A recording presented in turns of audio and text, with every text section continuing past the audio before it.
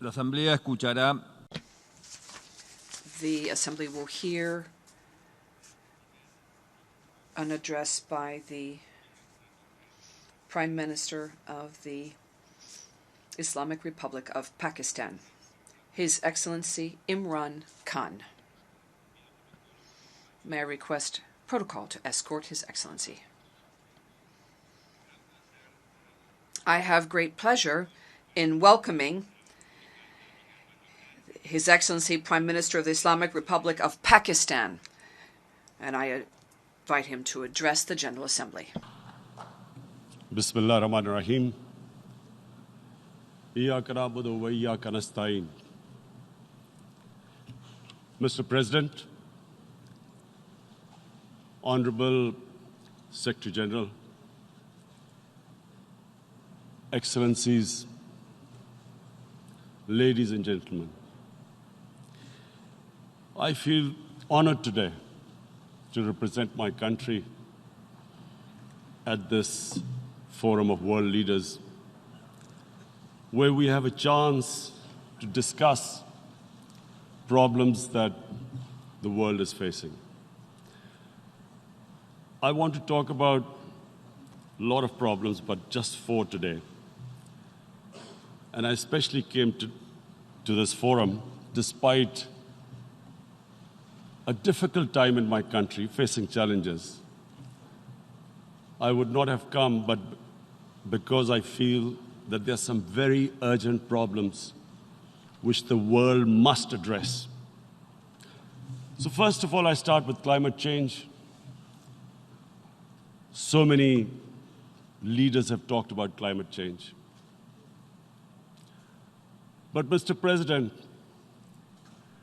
I feel that there is a lack of seriousness.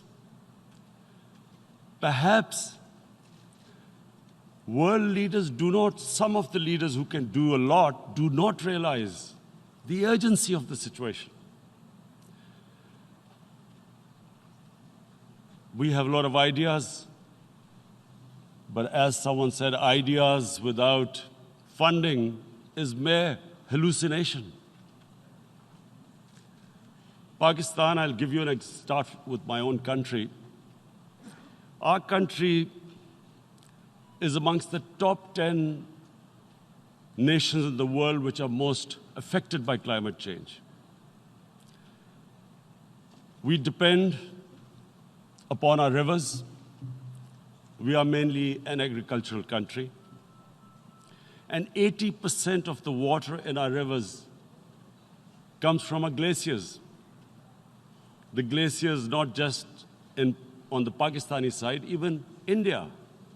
The 80% of the water in Ganges and the Indian rivers also comes from the glaciers, from the Himalayan glaciers, Karakoram, Hindu Kush. And these glaciers are melting at quite a rapid pace.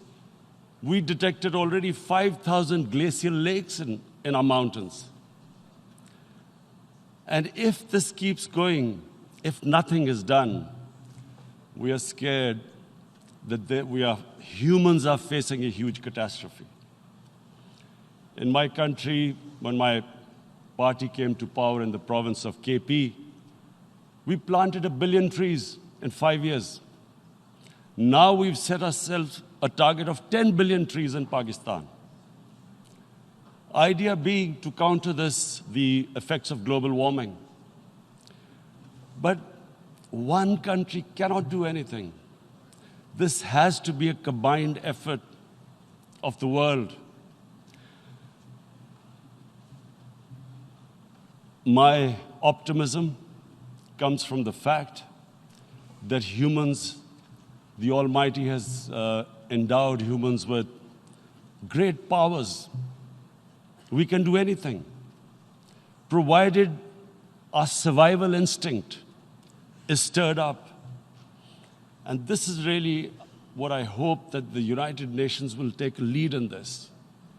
There must be more emphasis. Richer countries must be pushed. Countries that are responsible for greenhouse gas emissions. They must be pushed because our country contributes minuscule amount to greenhouse gases. So I feel that the United Nations must take leadership in this. My second issue for me right now is even more critical. Mr. President, every year, billions of dollars leave the poorer countries and go towards rich countries. Billions of dollars siphoned off by the ruling elites of the developing world. And they find their way into Western bank accounts, offshore accounts, tax havens, expensive properties hidden behind companies bought in Western capitals. Mr. President, this is devastating the developing world. This is causing more poverty, debts. It's impoverishing the developing world. The difference between rich and poor countries is growing because of this. Money laundering, which happens because money leaves the poorer countries into rich countries, is not treated the same as, for instance, money from drugs or terror financing. The seriousness which terror financing and money from drugs, the way it is treated, it's not the same. The way the poor countries are being plundered by their elites. It's not happening. In my country, when I took charge of our government a year back, in the 10 years preceding that, our total debt went up 4 times. The debt we had accumulated in 60 years, just in 10 years, it went up 4 times. As a result, the total revenue we collected in 1 year, half of it went into debt servicing. How are we going to spend money on our human beings, 220 million people, when half the money is going into debt servicing? Because our country was plundered by the elites, the ruling elite. And easily they could get the money out. And when, Mr. President, we located properties in Western capitals bought by this money through corruption and money laundering, located the properties of these corrupt leaders, we find it so difficult to retrieve it. That money, if we retrieved that money, we could spend on our human beings. But it's so difficult. The laws protecting these criminals. We do not have the sort of money to have expensive lawyers and spend millions and millions of dollars. We need help from the rich countries. And, Mr. President, it's critical. The rich countries must show political will. They cannot allow this to happen. How can the poor countries spend money on human development, which the United Nations asks, SDG? How are we going to do it when this money can easily leave our countries? So, unless the rich countries intend to build walls to stop economic refugees coming as we see right now, they must take action. They must take action now. It must be a deterrent. Corrupt ruling elites should not be able to take money out easily and park it into foreign bank accounts and into these properties abroad. And I never understand why. Why do we have these tax havens? Why is this allowed? Why shouldn't rich people pay taxes? Why is it legal to have these tax havens where you have these secret accounts? Because, the world is changing. The population of the world is growing. Sooner or later, you're going to have a crisis if the poor get poorer and the rich get richer. There is going to be a crisis sooner or later. So this is my second point. I hope that the United Nations takes a lead in this. It involves the IMF, the World Bank, Asian Development Bank. They must find a way of stopping this plunder of the developing world. My third point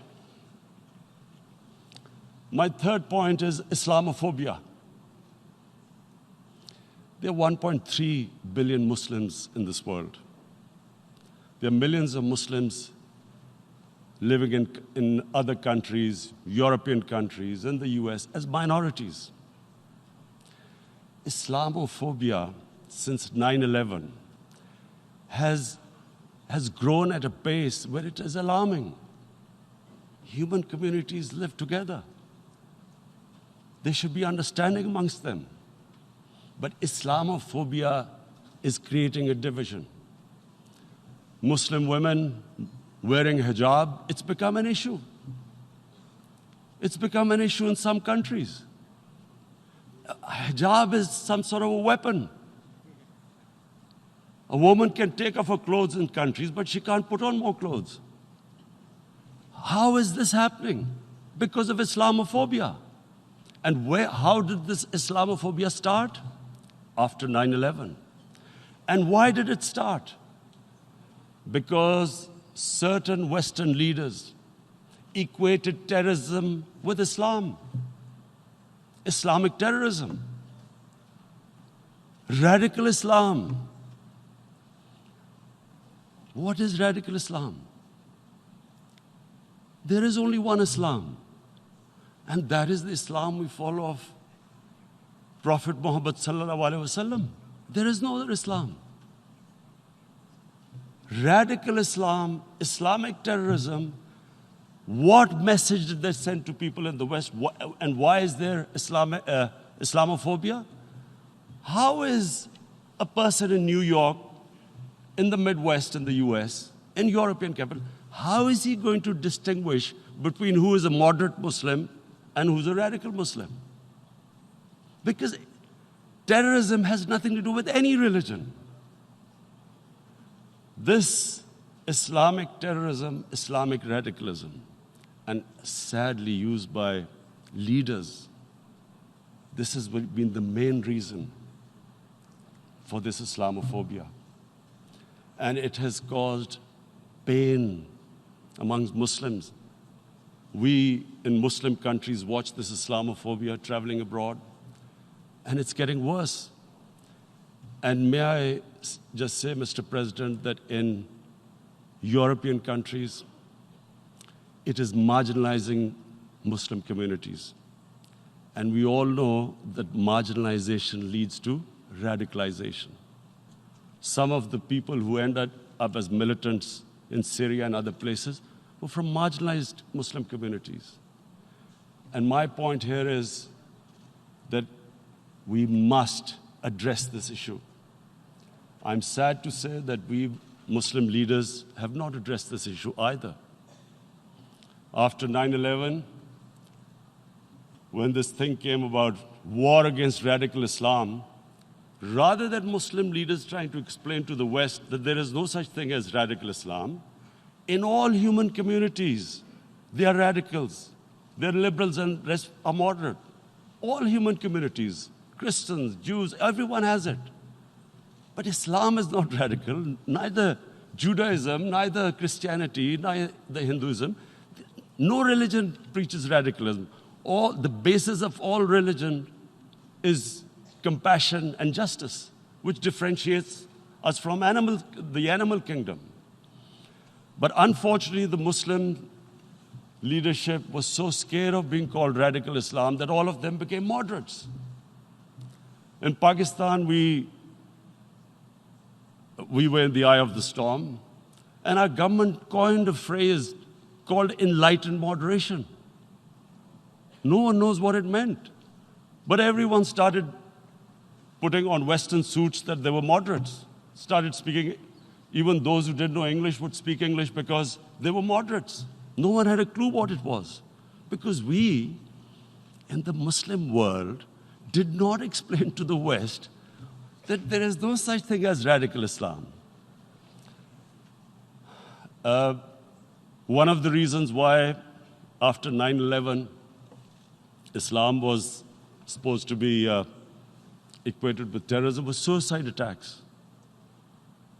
Because the 9/11 bombers did a suicide attack, all sorts of theories came up that the Muslims are involved in suicide attacks because they will get virgin in heavens. Some came up with, what about women, suicide attackers? So this bizarre thing happened. No one explained. Suicide attacks and Islam were equated. No one did research that before 9/11, the majority of suicide attacks in the world were by Tamil Tigers, who were Hindus. No one blamed Hinduism, and quite rightly. What has Hinduism got to do with what desperate people were doing in Sri Lanka? We all know we've seen films about Japanese kamikaze pilots at the end of the Second World War doing suicide attacks. No one blamed the religion. But here we were trying to prove we were moderates and not explaining to the West. But the most important thing I wanted to say here today, in explaining this Islamophobia, Mr. President, and I feel it's very important because I've spent, because of I played professional sport in England, I spent a lot of time there. So I know how the Western mind works and how West views religion. So where the misunderstanding about Islam came. And one of the reasons it caused Islamophobia. That was, in 1989, this book was published, maligning, insulting, ridiculing our Prophet Muhammad sallallahu alaihi wasallam. And there was a reaction in the Muslim world. The West couldn't understand what was the problem. Because in the West, because I have spent so much time in the West, religion is perceived completely differently. They don't look upon religion like we do. And so, Islam was supposed to be an intolerant religion. It was against freedom of expression. And Islam took a real beating 30 years ago. I still remember it became a watershed. And every 2 or 3 years, someone would malign our Prophet, peace be upon him. There would be a reaction by the Muslims. And again, it was Islam, an intolerant religion. Again, this time, I blame a certain section of the people in the West who deliberately provoked this, knowing the impact it would have. But the majority of the people in the West didn't understand. This is where, again, Muslim leadership let the Muslims down. We should have explained to them what our Prophet, peace be upon him, means to us. So in 1 minute, I'll try and explain what he means to us. Our Prophet was the witness to the divine book, the Holy Quran. The Holy Quran is the book of guidance for Muslims, and the Prophet's life was living the Quran. He was an example of what the Quran guided us to be. So he is the ideal we all try to get to. The Prophet created the state of Medina, the first state in Islam. That state was the basis of a Muslim civilization which became the predominant civilization for the next 700 years. And what was that state? I hear such strange things about Islam, that it is against women, it's against minorities.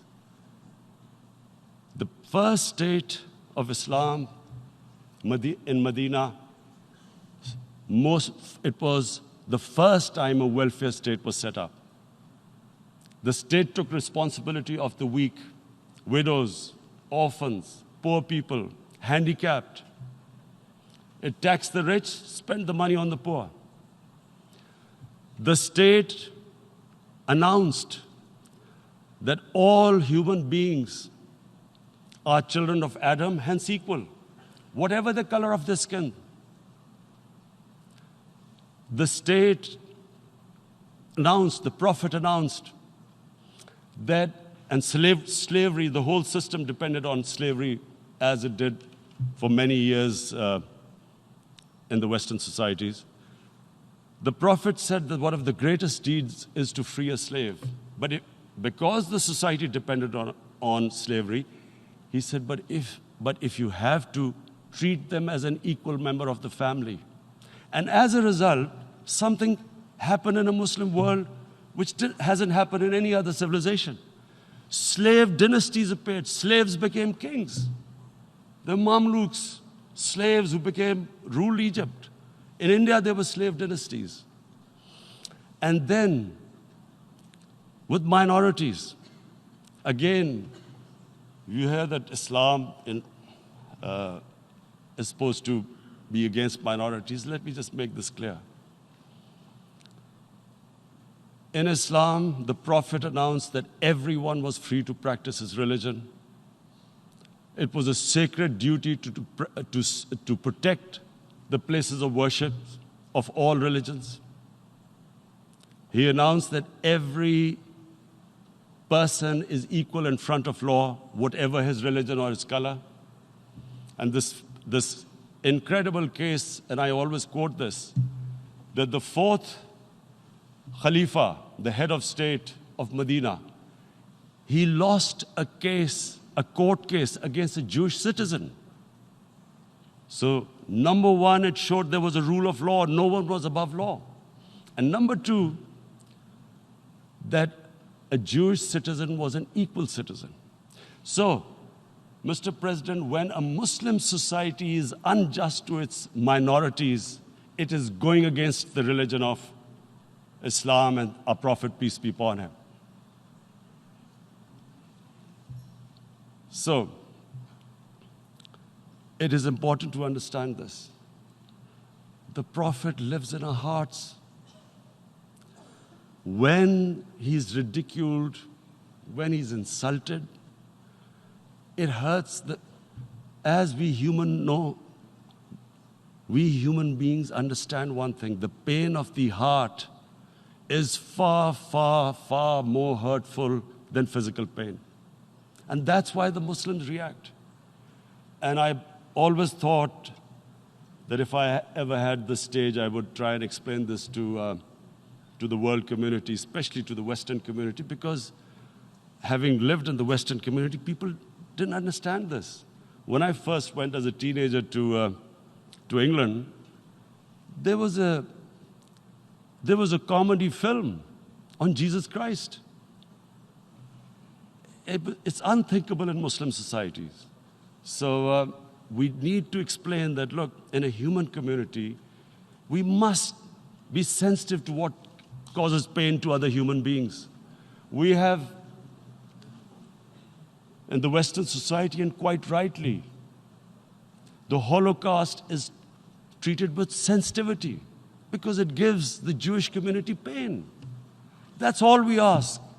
That do not use freedom of speech to cause us pain by insulting our Holy Prophet. That's all we want. And now, the number fourth point, Mr. President, and this is the most critical point, is the reason why I especially came here. It is about what is happening in Kashmir. Before I go on this, I want to make one thing clear, that when we came to power, my first priority was that Pakistan would be a country which will try its best to bring peace. We had been through this war on terror. We joined the United States war on terror after 2001. And Pakistan went through one of its worst periods where 70,000 Pakistanis died and over 150 billion was lost to our economy. And Mr. President, I opposed the war because in the 80s, Pakistan had joined the Western countries in what was the freedom struggle then in Afghanistan against the Soviets. And it was funded by the Western countries. These Mujahideen groups, which were treated in guerrilla warfare, were trained by Pakistan Army, funded by the Western countries, and especially US, and they waged what was a freedom struggle in Afghanistan. The Soviets called them terrorists. We called them freedom fighters. 1989, the Soviets retreated. The Americans packed up and left. Pakistan was left with these groups. Come 9/11, Pakistan joined the United States in this war on terror. And now our government was supposed to, the reason why I opposed joining this war, because here we had indoctrinated them in jihad, meaning freedom struggle against foreign occupation. Now, because we had joined the US, and the US had occupied Afghanistan, now we were supposed to tell them that, no, this is not freedom struggle and jihad, it's terrorism. So that's why I tried to tell then government that, stay neutral because you will have leverage over them. You will be able to control them. But if you join them, you become collaborators and they will attack you, which is what happened. They turned against us. We went through a nightmare. 70,000 people killed in a war we had nothing to do with. No Pakistani was involved in 9/11. Taliban were in Afghanistan. Al-Qaeda was in Afghanistan. What had we to do with it? 70,000 Pakistanis died. So when we came to power, we decided that we would dismantle what was left of these groups. And this decision was taken not just by us, but by all the political parties in Pakistan. Unfortunately, they didn't implement it. So we came to power, we decided to implement it, and we dismantled whatever was left of the groups. And I know that India keeps accusing us that there are these groups there. I would like the United Nations to send observers, see for themselves what we've done. No Pakistani government would have dared to do this because it would have created strife. But we decided that there would be no militant organizations in Pakistan. So I need to give you this background and to what I'm going to say later on. And secondly, we started mending fences. I invited the Afghan president. We developed a relationship with Afghanistan. We had problems with Iran. We mended fences there. And then India. Now let me just give you a little background about my relationship with India. Because of cricket, and cricket being it's a passion in the subcontinent, I had great following in India. I have friends in India, and I loved going to India. So immediately, when my party came to power, the first thing we did was to immediately reach out to India. And I spoke to President Modi, and I said, look, we have similar problems. Climate change, poverty, let's get together. Let's resolve our differences through trade. Let's build a relationship on trust. Prime Minister Modi told me that, there were terrorist attacks from Pakistan. I said, we have problems with you. There are terrorist attacks which we know are instigated by India in Balochistan. We caught a spy, Kulbhushan Yadav, who admitted what the sabotage going on in Karachi and Balochistan. So we said, look, let's leave that behind. Let's move forward. Our main priority should be our people. The highest number of poor people live in the Indian subcontinent. Unfortunately, didn't make any headways. Our foreign ministers were supposed to meet on this in the UNGA last year. India canceled it. We thought that it's their election coming up. It's a nationalist, ultra-nationalist party. It doesn't want to cozy up to Pakistan. So we thought, okay, we'll wait till the elections. Meanwhile, a 20-year-old Kashmiri boy, whose father said was radicalized by the security forces in Kashmir, blew himself up on an Indian convoy.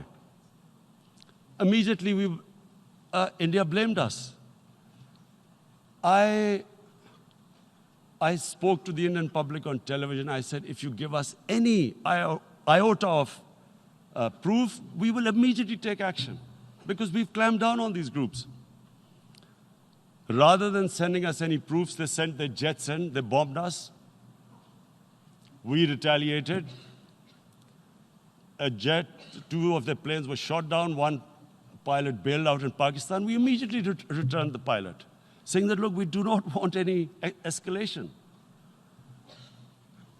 Rather than taking that as a peace gesture, the entire campaign, almost the entire campaign of Mr. Modi in the election was how he had taught Pakistan a lesson that jets had killed 350 terrorists. Complete lie. They had just killed about 10 trees of ours, which was quite painful given that, we are growing all these trees. He then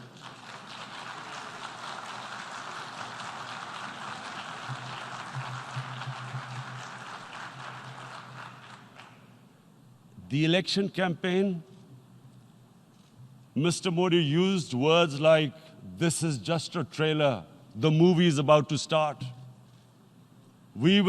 I went into Pakistan and taught them a lesson. This was the election campaign.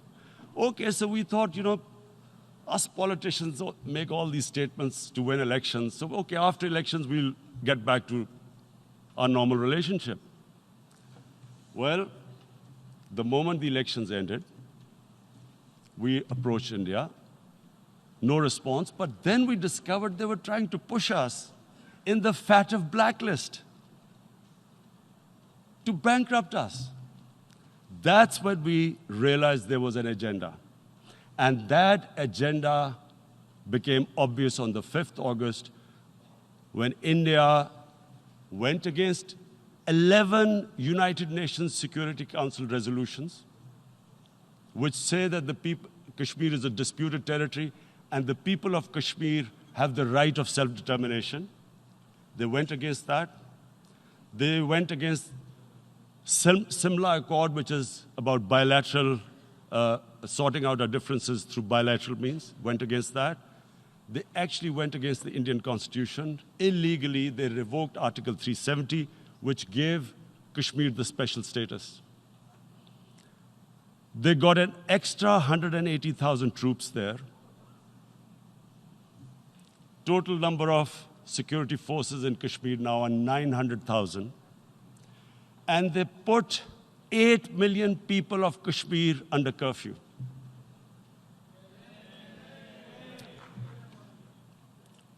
Mr. President,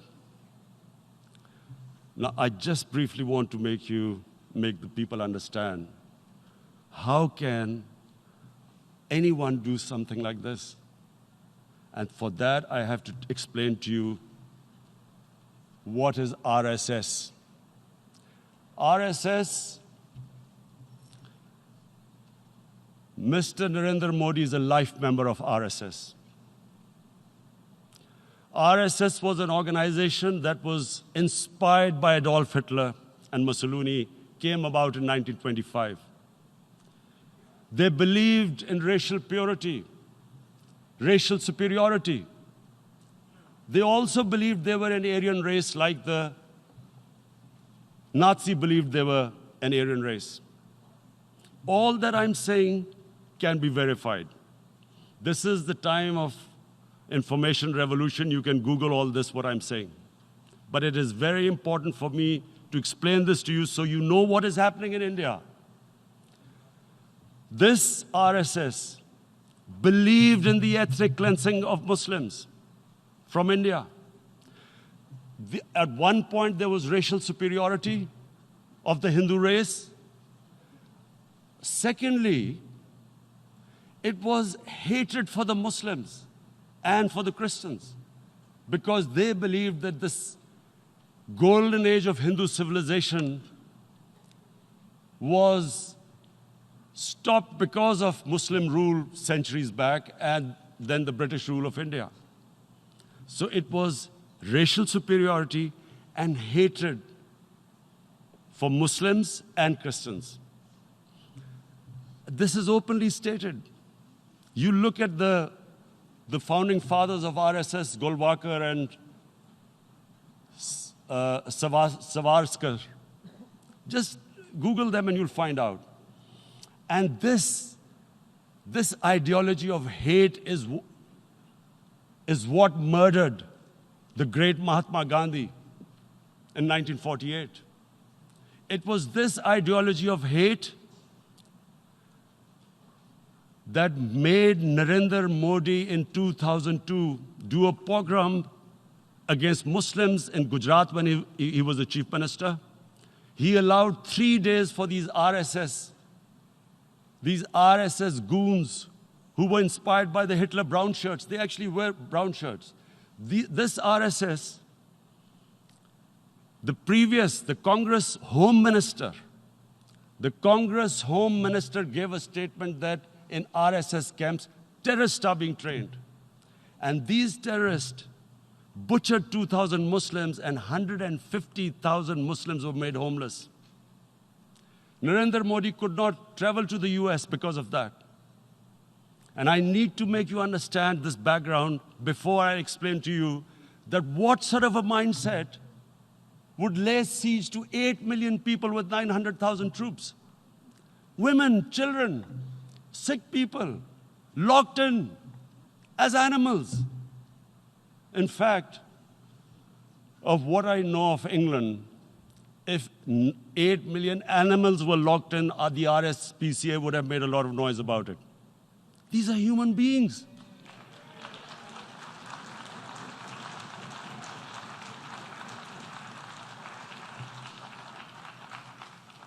And Mr. President, what comes with racial superiority, these illusions of Aryan superior race, is arrogance. The two go together. And it's arrogance that makes people make mistakes and do stupid things. Cruel things like what Narendra Modi has done. It's sheer arrogance. And it's arrogance that has blinded him from the fact that what is going to happen when the curfew is lifted? Has he thought about it?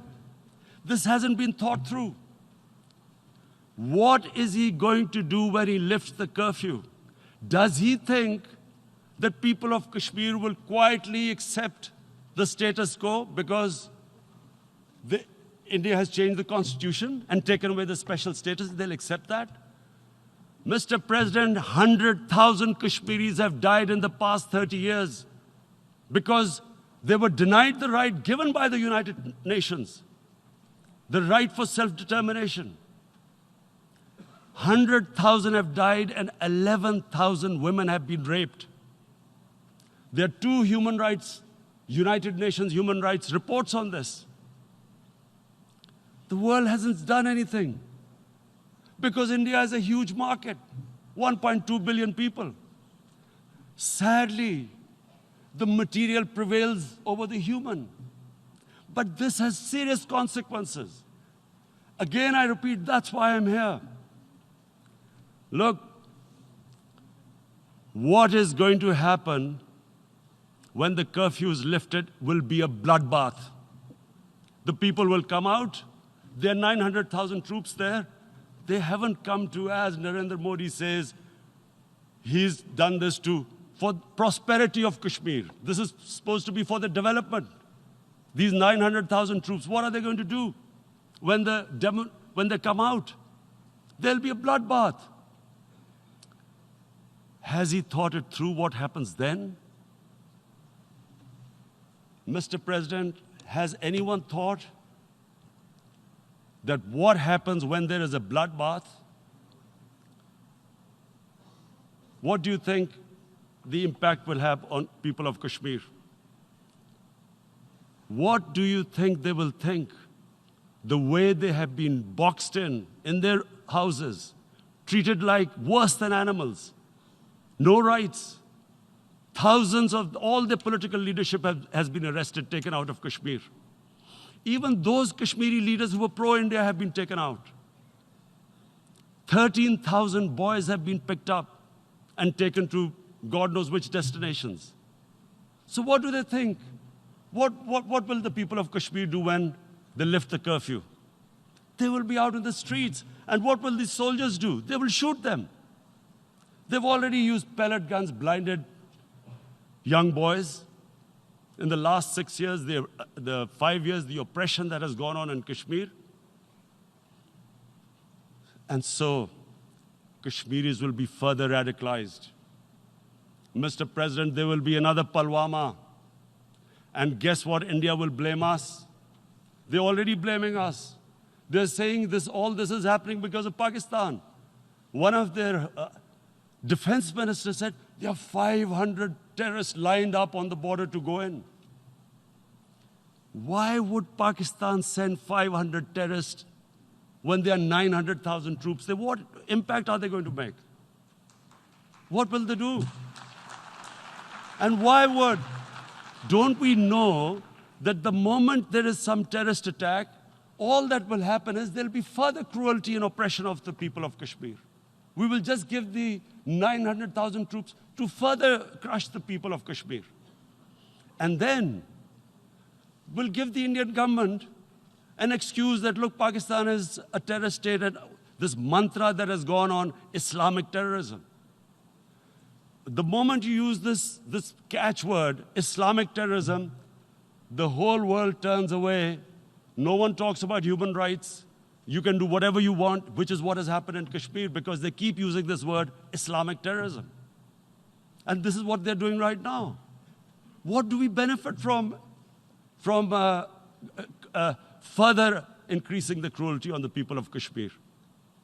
And why would we want this? But there is no other narrative left for India. As when they lift the curfew, whatever happens, Pakistan will be blamed, and there is always a danger of another Pulwama. They might come and bomb us again, and then another cycle might start. And what does Narendra Modi think? That 180 million Muslims of India are thinking right now. Aren't they watching these Kashmiris stuck inside for 55 days they've been stuck in? Aren't they watching? What do you think? Don't you think that the Muslims will be radicalized in India? And I'm talking about 180 million people. And when they get radicalized, there will be some incident in India somewhere down the line. Again, we will be blamed. And I'm warning you right now, again, we will be blamed. And, Mr. President, what about 1.3 billion Muslims who are watching this? And they know that it is only happening in Kashmir because they're Kashmiri Muslims. This is not happening to Kashmiri Hindus. They know that this is happening because of their religion. So what do you think they will be thinking? What do you think the Jewish community would think if they were, forget 8,000 Jews stuck like this? What do you think Europeans would think? What do we think? I mean, any human community, if their members are stuck like that, what do you think they will think? Are we a children of a lesser God? Is it not going to cause us pain? And then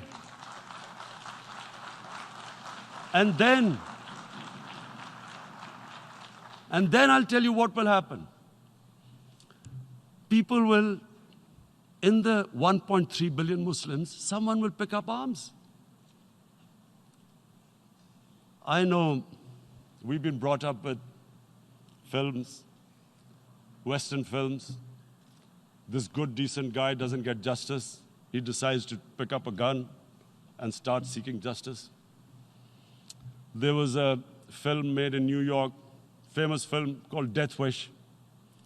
This guy gets mugged by and his family, his wife gets killed or something. He can't get justice.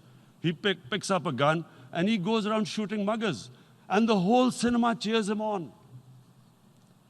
So what do you think the Muslims are thinking right now? If there is a bloodbath, there will be Muslims becoming radicals, not because of Islam, but because of what they will see, that there's no justice when it comes to Muslims.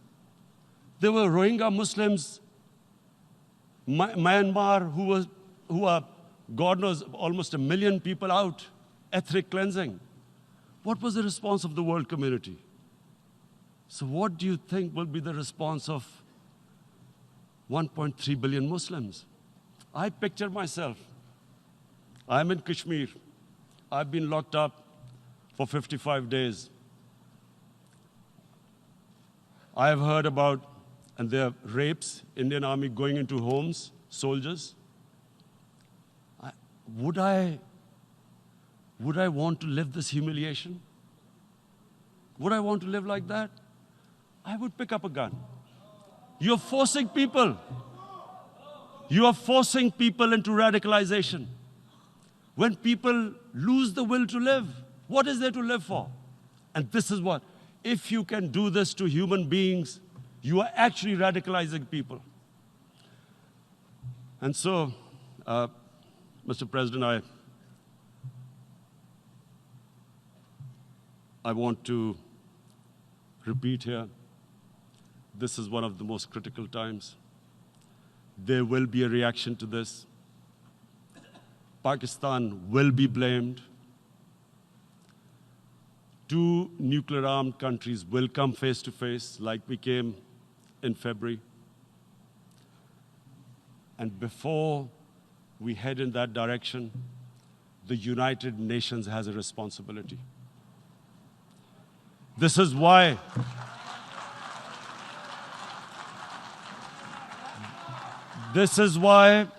the United Nations came into being in 1945. You were supposed to stop this happening. I feel we are back to 1939, Munich. Czechoslovakia has been taken, annexed.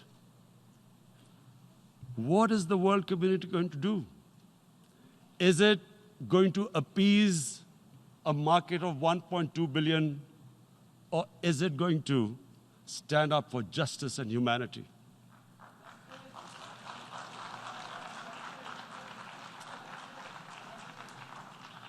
If this goes wrong, you hope for the best, but be prepared for the worst. If a conventional war starts between the 2 countries, Mr. President, if a conventional war starts, and anything could happen, but supposing a country 7 times smaller than its neighbor is faced with the choice, either you surrender or you fight for your freedom till death, what will we do? I ask myself this question. And my belief is, La ilaha illallah, there is no God but one. And we will fight. And when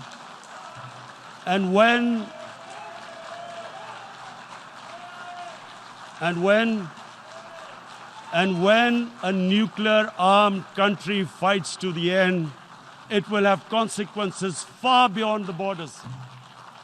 It will have consequences for the world, which is why I repeat I'm here. Because I'm warning you, it's not a threat. It's a fair worry that where are we headed?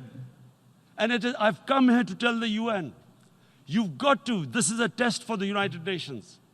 You are the one who guaranteed the people of Kashmir the right of self-determination. They are suffering because of that. And this is the time. This is the time not to appease like in 1939 appeasement took place. This is the time to take action. And number 1 action must be that India must lift this inhuman curfew, which has lasted for 55 days. It must free all political prisoners, and especially those 13,000 boys that have been picked up. Parents don't know where they've disappeared. And then the world community must give the people of Kashmir their right of self-determination. Thank you. En nombre de la Asamblea General agradezco. On behalf of the General Assembly, I would like to thank His Excellency, the Prime Minister of Pakistan, and I ask protocol to escort His Excellency.